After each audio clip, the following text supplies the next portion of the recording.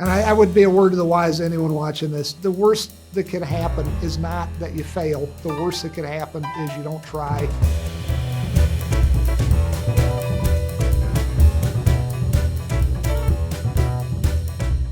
It was fun taking a trip down memory lane, and hopefully we picked some good ones for you. The shot from the X-Files, the end of the first episode that I directed, it was an episode called Je Souhaite. I'm probably butchering the pronunciation, but that is French for I wish. And it was an episode about a genie. We had this excellent guest actress, Paula Sorge. There's a certain plot point in it. There's a little mark of the genie on her cheek. The very final shot of the episode is a pullback revealing that she's not a genie anymore, which was her fondest wish. She wanted to be human again. And we pull back from her as she sips a cup of coffee in this coffee shop. It's not like it's the most exciting shot I ever did, but I have great fondness for it because, again, first episode I ever got to do professionally as a director. Bill Rowe, our cinematographer on the X-Files, was so helpful to me. He was such a mensch, helping me out. He knew I was nervous. But as we moved at the end of that first day, and I wanted to knock out this one shot, this epilogue scene of the episode, and he said, this is it? You're only going to do it in a oneer? I got kind of nervous. He said, because we can do coverage. You want a couple of different angles here just in case, in the editing room we realize you need some extra something to cut to. It was a rare moment of confidence for me because I said, I think it's going to work best as a oneer, and then the crew who's been working so long, we can send everybody home, get them home, an hour earlier. And he said, all right, sounds good to me. And it's just this great shot. And all you need is a really good actor doing a great job acting, and you do this nice pullback, and that was a very fond memory and a good end to my first day as a professional director. I think I'd been bugging Chris Carter. I'm trying to remember. I've been bugging Chris Carter for a while. Please, Chris, please, let me direct. I want to direct one. Ironically, once I got the go-ahead, I got very nervous. I was home over the holidays, and I was there with my girlfriend, my wife, essentially. I was saying to Holly, they finally said, yes, they're going to let me direct, but now I'm scared. I'm so scared I'm thinking of backing out of it. And she said, why? I said, because I'm afraid of a lot of things. I'm certainly afraid of failure, but I'm afraid of losing Fox a lot of money because these episodes cost millions of dollars each, and I'm afraid of messing up Chris and having Fox mad at him. I'm scared of all these things. And she said, what's the worst that could happen? Nobody's going to die, right? And I said, yeah, you're right. So she said, I think you ought to do it. And she talked me into not quitting because I was coming pretty close to backing out of it after all of that begging I had done. And I would be a word to the wise to anyone watching this. The worst that could happen is not that you fail. The worst that could happen is you don't try. This is it sounds like such a goofball cliche, and yet cliches, most of them have a lot of truth at the core of them. So what was your final wish anyway?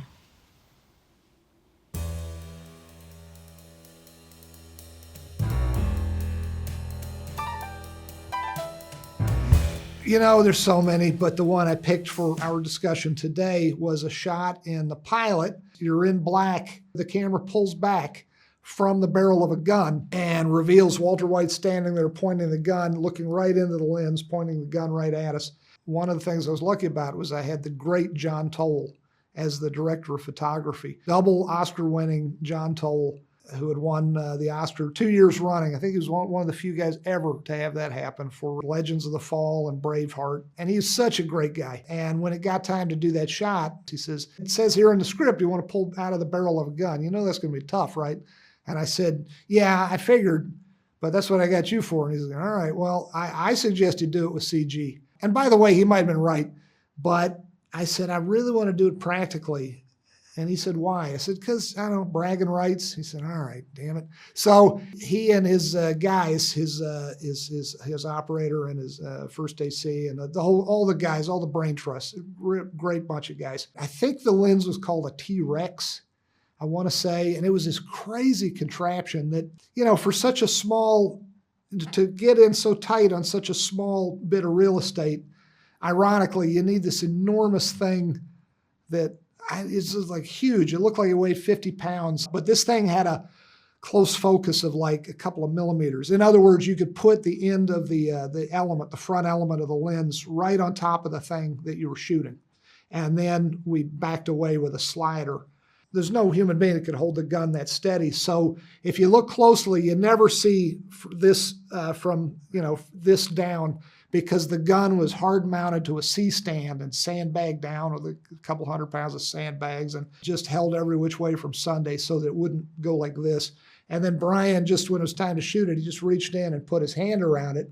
And then he's looking all menacing and like he's going to shoot you in the face. And we did it a bunch of times to get it just right, because the camera assistant has to rack the focus very quickly. And we shot on film. It's the last time I ever got to shoot on film, Breaking Bad, which it makes me happy and makes me sad. It makes me sad that we're not shooting film anymore. You gotta clean this up.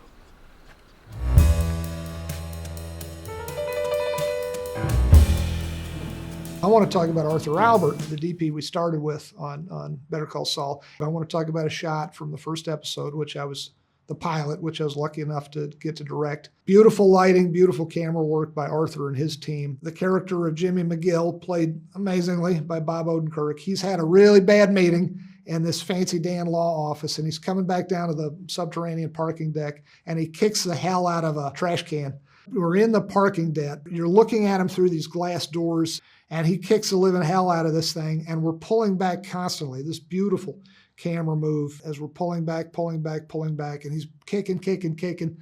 And we really wore him out because we did a bunch of takes, and poor Bob's having to kick the shit out of this can over and over again at high speed until he's panting. This is before he did all his training for the movie Nobody, so I don't think he was in quite as good a shape back then. And then we're pulling back, and revealing this beautiful blonde woman in very film noir-like, with a shadow cut across her where you're not really seeing her face. And she doesn't react at all. Not curious. She knows him very well. And this shot says all of this without any words. There's no dialogue at all. You know there's something going on between these two characters that you did not pick up on in the previous scene. And I was very, very proud of that shot. And Arthur did a beautiful lighting job, and the guys did a beautiful pullback. Very, very elegant, very graceful. Couldn't you just... No, I can't.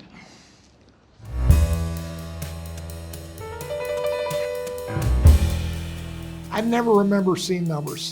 They just, go in one ear and out the other. But I'm always going to remember the number 46, because this is the scene, the oneer, in the pilot episode of Pluribus, where Ray Seahorn is escaping from this scary event, and Ray is looking into this LED array of giant screens that are showing the image of what is in front of her.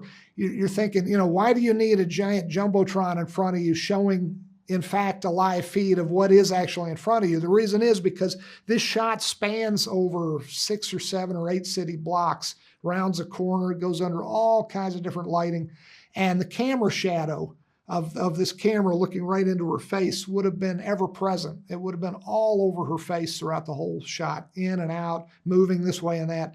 And Marshall Adams, our DP, created this rig that they ought to dedicate an entire issue of American Cinematographer to this thing. Marshall had to figure out how to get even, consistent lighting on her while the camera moves. The shot lasts several minutes long, and they travel probably a mile or so. Really impressive, this rig Marshall created. The acting that Ray Seahorn did, as always, is just wonderful. Just a perfectly executed shot. The extras all did a fantastic job. We did 7 takes of that in one shooting day. Finally used take number 7, but it took an entire day, plus an entire work day of dress rehearsal to get that shot right.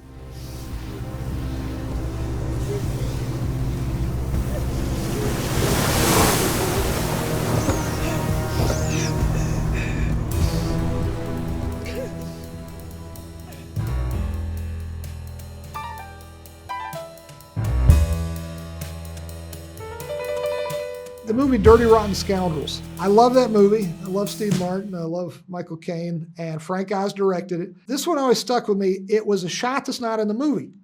It is the teaser trailer of Dirty Rotten Scoundrels. It is Steve Martin and Michael Caine walking along the waterfront in a beautiful place in Europe. A guy is talking in voiceover about, Surely you'll leave the theater feeling that you've learned something about good, decent people.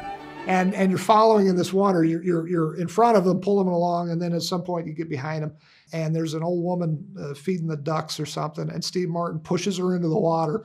And the reason I picked this one, it's a fun shot. It's a great shot. But in 1988, when I was 21, I see this in the theaters as a trailer, and I'm like, oh man, I can't wait to see this movie. I can't wait to see that scene.